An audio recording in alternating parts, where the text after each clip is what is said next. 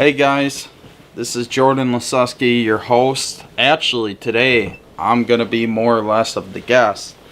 Typically, I'm your host for Whitetail Passion TV podcast, but today, Connor, my little brother, is back.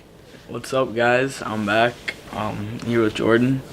And he's going to be the host. He wants to ask me some questions since shed hunting's right around the corner.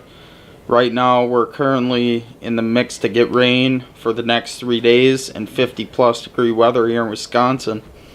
So, it's going to be a washout type spring.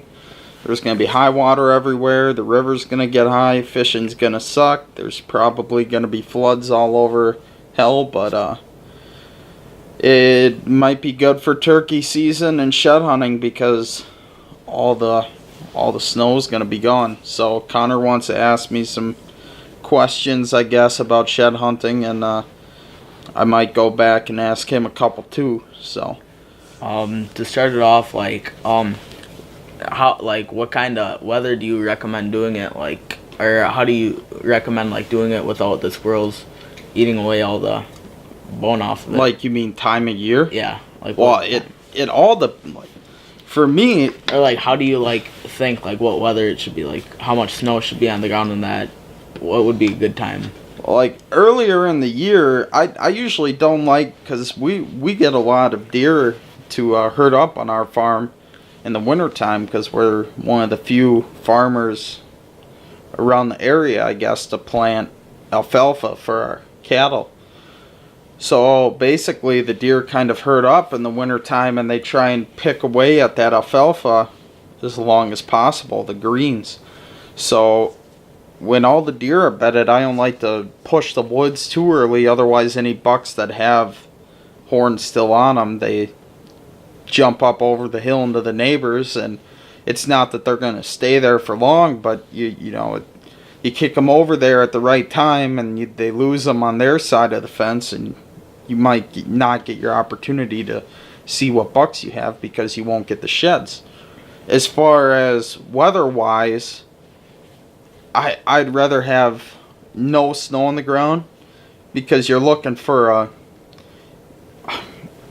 what's a It's kind of word, creamy, like a cream color. There's a certain word I want to call it, like what they call a elephant tusk. It starts with a V, I think. This one, ebony, or however you want to say it. No, that's dark, I think. Anyways, what I'm getting at is you're looking for something that's very light and white snow. So it's a lot more difficult to find. My ideal is no snow on the ground and from 11 till 1:30, 2 o'clock from March 15th on down through, the middle end of April. Because that time frame, once time switches and you're back, you lose your hour of sleep. The best part about it is when that sun is in the air and you're looking either direction, you get that glare of the shed. You can see that shininess on a nice bright sunny day. So my ideal time is 50 degrees in the end of March when it's shining, the sun's nice and bright and shiny. But then I don't like to look too far into April because then you're starting to talk about turkey hunting. So my next question would be, what's your best strategy that you could refer? When I go out, slow and very relayed. I shouldn't say relayed, but loops up and down. So if you're in the middle of a field somewhere and you got a nice pair of binocs, you can scan a field really well. But then when you're in a woods, even though there's a tree way down, 60 yards away from you is a big oak tree and you can't see behind it.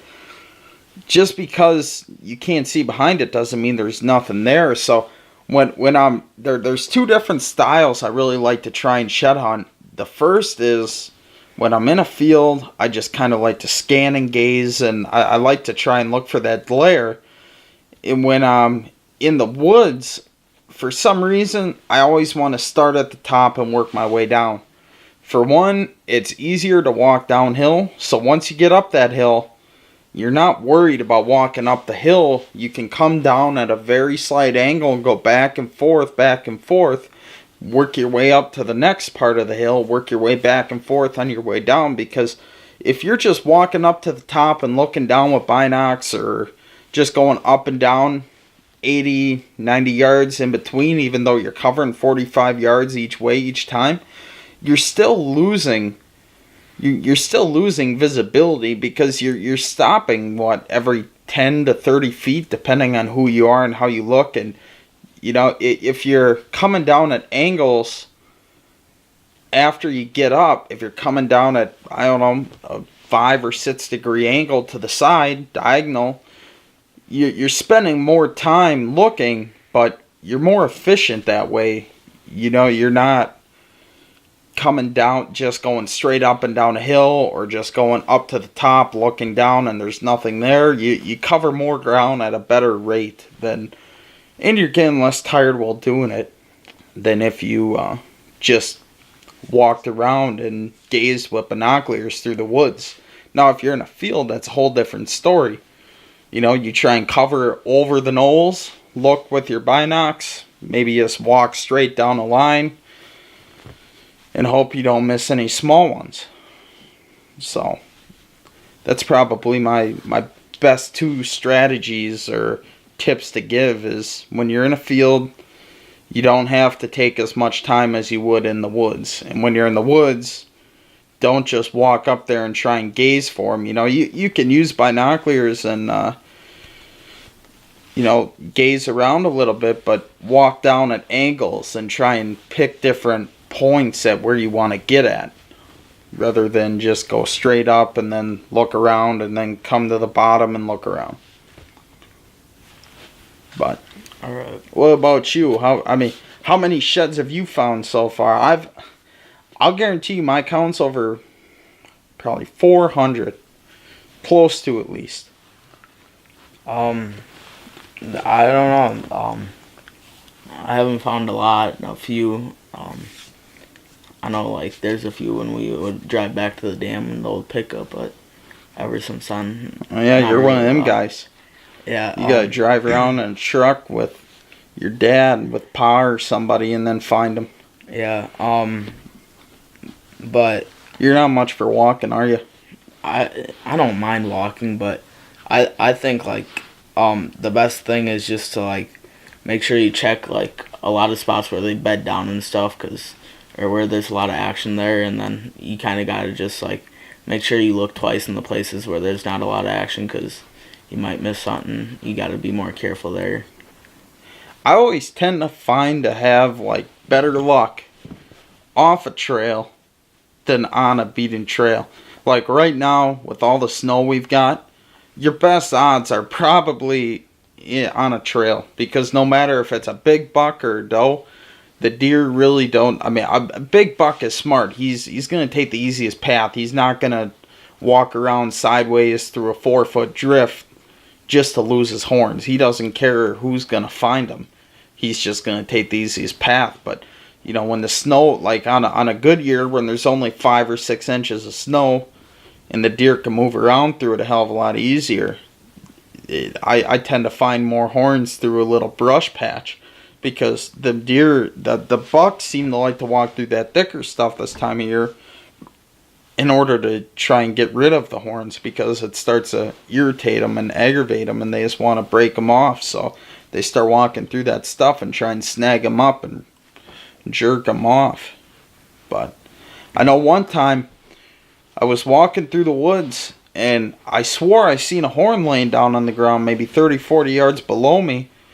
And I was walking down there, and I kind of lost sight of it, but I pinpointed 2 trees in between where it was, and I couldn't find this horn. So I went back up to where it was. I I swore there was a horn there. Well, here, the deer got wrapped up in some blackberry thorn, and he wrapped his horn up in there, and it was hanging. And so from the angle, I was up above it. At the angle looking down, it looked like it was on the ground in between the two trees, but it was actually wrapped up in that blackberry thorn. I found a nice horn one time like that. Another thing is with shed hunting, and this is with a lot of hunting. Do you think buying a dog or something to help you look for them is a good investment? If you're really serious about it and keeping track of your bucks and that, do you think it's a good investment? Oh yeah, I'd love to get a black lab, train them in for birds, and even though I'm not much of an upland game hunter, I'd still love to get after it with a bird or a shed dog. I think that'd be fun. You'd find a lot more sheds.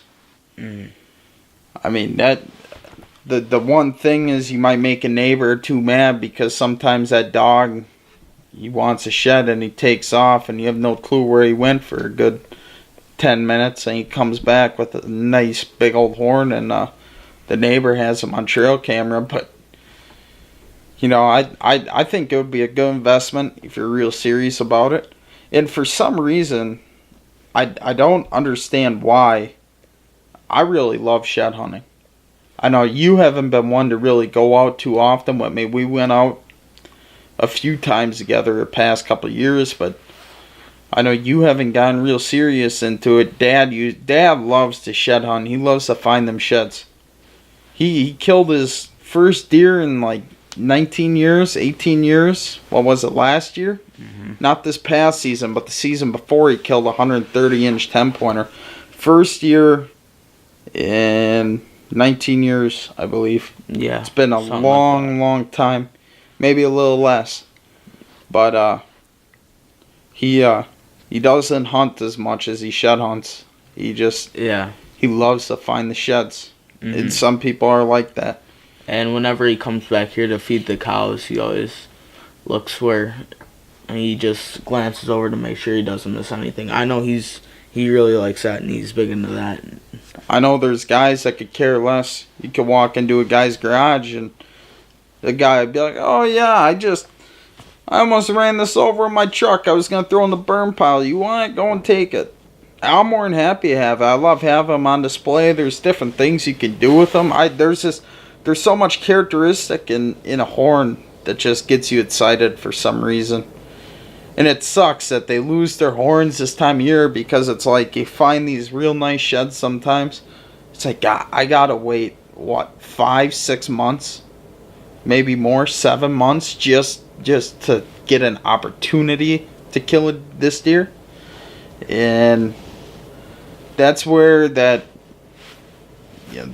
where the fun comes in. It's the waiting game, and then once you finally do get out there, that's what the off season is all about. The preparation, the excitement that gets you excited for the upcoming year. Mm.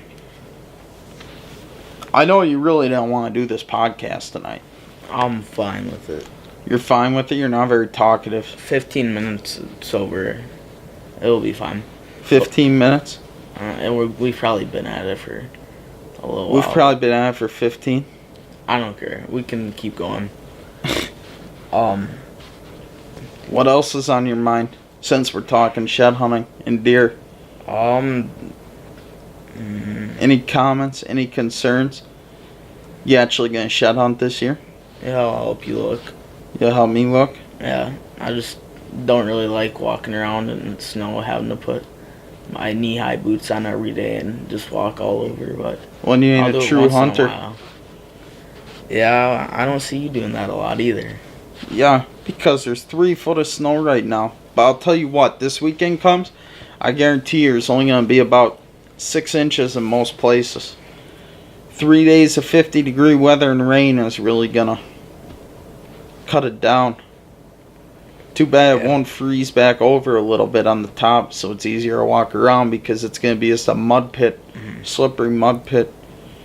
We got to get you off that Fortnite. Get you out in the wilderness a little bit more. That's what it's all about. Mm-hmm. Yeah? But anyways, so question for you. What do you like about finding a shed? Do you get, like, what emotions do you get? Do you really enjoy it? Do you get excited for the upcoming year? Or is it just one of them things where it's just a piece of bone to you?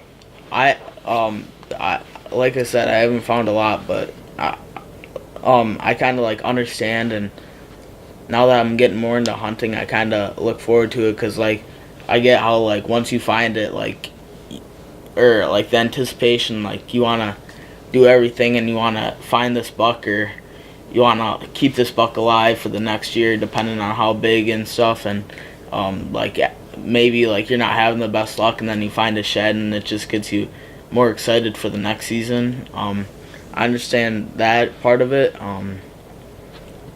I'd like to get out shed hunting more. Like Jordan said, there's a lot of snow on the ground, so it's kind of hard now. Yeah, it's been a tough year to find sheds. I've only found 3. Well, I lied. Between me and Dad, we have found 3. You haven't found 1 yet. So you're yet to get on the board. But we're going to change that this weekend. We're going to hit it hard. I think I'm going to take off early on Monday from work. We're going to have a special guest Sunday night when we record our next podcast. Mm-hmm. Yeah? You want to tell them who? Our Uncle Keith, a.k.a. Eddie, whatever you want to call him. We call this guy Eddie. He used to be our uncle. We still consider him an uncle because he's just like family. He hunts with us every year. And last year he got into some self-filming with his phone. Yeah. He finally got a smartphone and he did some self-filming. It was awesome. He did a good job, and I think I want to try and get him in front of the camera a little bit this year too. Yeah. But yeah, he's gonna be our next guest on the podcast, which would be awesome. And then we want to get Michaela, who is our sister. So this has been really family oriented the last couple of times, but hopefully we expand and get some different people on here and there, some new guests and new topics to talk about, because shed hunting's gonna be a one-time deal. I think you'd bored a lot of people with shed hunting every time, but other than that, the deer herd's actually looking fairly good. I'm very surprised with that. Mm-hmm. It's crazy how when you have just enough food source, the deer can scratch around and find enough food to stay alive and healthy, because it kind of got screwed over when they passed the when they passed the feeding ban. That was just horrific on the deer herd this year. There should be exceptions.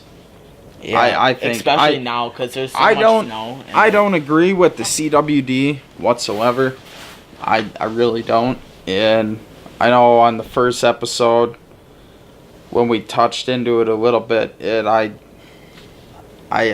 stayed. I didn't want to be biased towards either way, but the more and more I read up on this stuff the DNR is doing to try and stop it, the more and more stupid they look doing it, to me personally. I don't believe in any of it whatsoever, what they're bringing up, because I mean, it's just hard to understand when there's like so much snow and it's so hard for them to like go out and actually find food. And I mean, you can't. It's not even that. It's our job as hunters, and I'll probably end up saying this multiple times. It's our job as hunters to try and conserve the wildlife. And by conserving, that doesn't mean you're not supposed to hunt. That means you're supposed to control the deer herd and have it be around for year after year after year. And I totally get the argumental side of others when they say, well, if the deer all get CWD and die, what good is it? Well, if the deer all die because of starvation through a winter, because we aren't doing our job as trying to keep the herd alive and healthy, what good is it? What good are we doing? By killing all the deer, by trying to prevent some disease that you're not going to stop.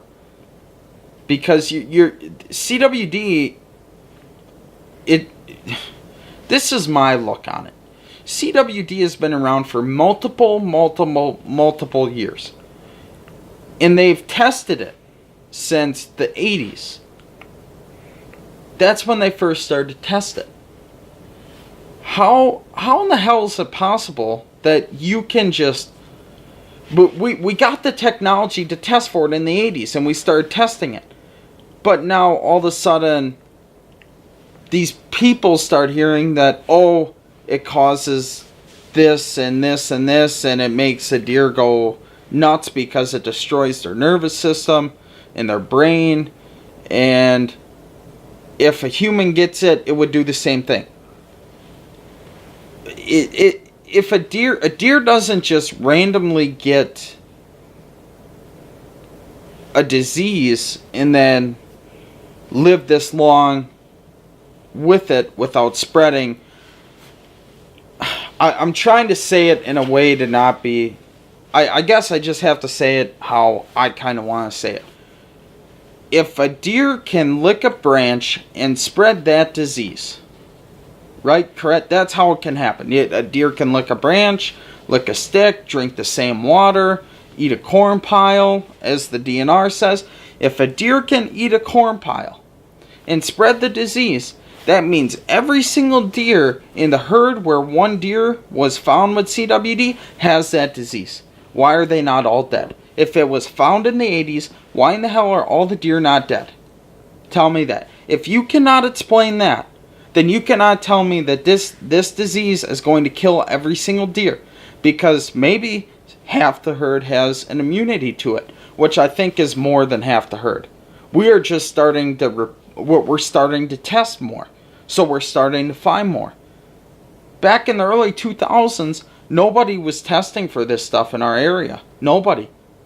But then all of a sudden, the people down south and the people further north started to test through the 2000s, and now closer to 2020, through 2010 and 2020, we're testing more in our area. And now we're starting to find it. Does that mean that every deer is going to get CWD? No. Does that mean it's going to spread like wildfire? No. Because deer can build immunity to EHD. They can build immunity to CWD.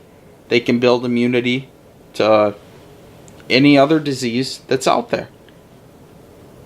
So it's just like a human. If every single person on the planet got polio, do you think every single person would die? No. It's you would get somebody out of that, at least out of the whole population, without any cure for it, out of the whole population of the world, at least 15% would survive. Yeah, and I think it's like the bloodline and like how immune their genes are and that to it. It's just when like they first discovered America and North and South America, when there's like malaria and all that, and different people got it, and then the same exact thing. There was no such thing as a vaccine back in the 1600s. It was just that their whole family was so used to it, and their genes are 1800s. Yeah. They were just immune to it. They were exposed to it so Plague much. Is what I'm looking into too. The Black Plague took over in Europe. There was no vaccine for it at first.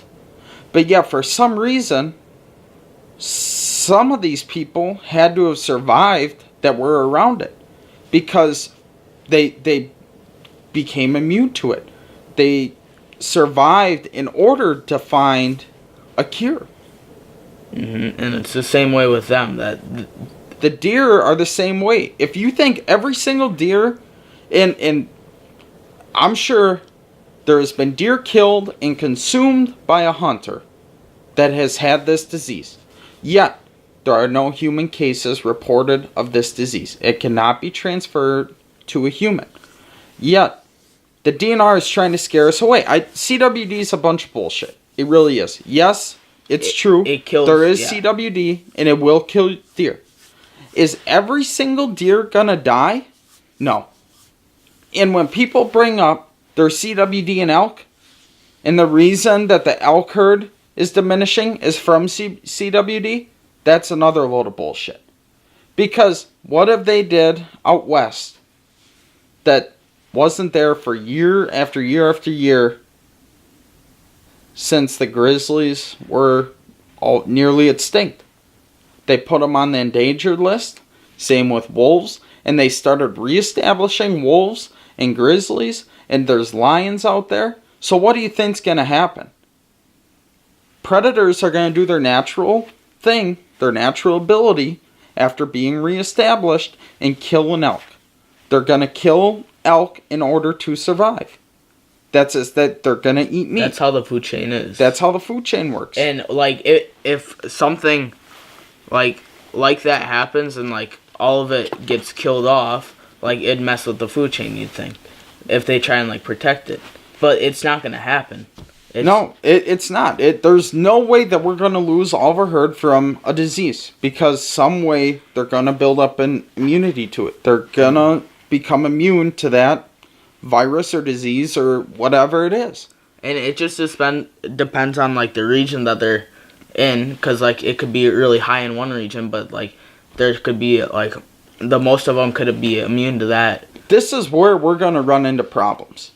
By the DNR thinking, the government and DNR thinking that we need to kill all the deer with CWD so we have to reduce our herds, all we're doing is killing deer that don't need to be killed. The DNR in Houston County, I think it was 2 weekends ago, they went and they killed a bunch of deer. They put a big corn pile out, let deer come in, and the DNR went and slaughtered a bunch of deer. Why? To reduce the herd to try and control CWD. You're not going to get rid of CWD like that. You're only going to kill healthy deer along with disease-ridden deer. That's going to reduce your herd number and increase the chances of losing deer that do have the disease, because you're taking out healthy deer along with it. If CWD was so transferable like they say, that means I guarantee you by now, after 30, almost 40 years of the disease being found. 40 years. Every deer, every elk, every moose, every ram would be dead and gone because they would have got the disease by now. Because you cannot tell me when a deer breeds, a deer eats, a deer drinks, it licks a tree, it licks a licking branch over a scrape. You cannot tell me that the other deer are not interacting with that same object, or food source, or water source, or when they breed during the rut. That all has to play with transferableness of, or whatever word you want to use, but transferableness of the disease of CWD. So it's not possible. CWD is just a gimmick. It's a crock of shit. It really is. It's a bunch of BS that is trying to get us to reduce the herd numbers for some stupid reason, because I'm sure there's some people out there throwing a fit that don't want us to hunt. There's some corruption somewhere in the middle. That's just our opinion, but yeah, I guess that's my way of looking at it. Yeah. Because if you really sit down and think about it, there's no way for 40 years that the disease can only be transferred to one or two deer throughout the herd. They're only finding one or two deer in a county. That's, if you're counting a herd per county, just all the deer in one county equals one herd, and there's two deer being found, depending on the size of the county, there's probably 30 or 40,000 deer in that county plus, if not more. So, tell me, where is this adding up? 2 out of 40,000? I don't think it's going to spread like they say it is. I just think that as hunters, the best thing we can do is stop testing our deer. Stop taking them to test stations. Stop worrying about this issue that the DNR is bringing up, and let Mother Nature be Mother Nature. Yeah, and that's what I think. Obviously, you have to wait the next 2 years to put out bait again. I guess bait, food, corn, mineral, salt, whatever. But if we just stop testing this next year, stop taking deer to test sites, what are they going to do if they can't test CWD anymore? Your feeding ban goes up. You can control your herd better. You can feed your herd through these tough winters. You can give your herd mineral, which helps them grow, helps them become stronger and better. I don't agree with the whole CWD topic whatsoever. But I really didn't want to touch into that topic so much because I wanted to wait for somebody, especially that would have been a good one with Keith. Maybe that'll be our topic on our next episode. We can look into it. Yeah, real detailed episode on CWD. But yeah, I get what you're saying. It's hard on the deer between, shed hunting. I don't even want to go shed hunting until this rain gets done and the snow is a lot less deep because it's been a terrible winter for all animals. It's been miserable, and without being able to help them get through it, there's people who have corn and bean fields that are completely picked over. What do they have to survive on? They're probably eating sticks and twigs trying to survive. So it's just tough on some places.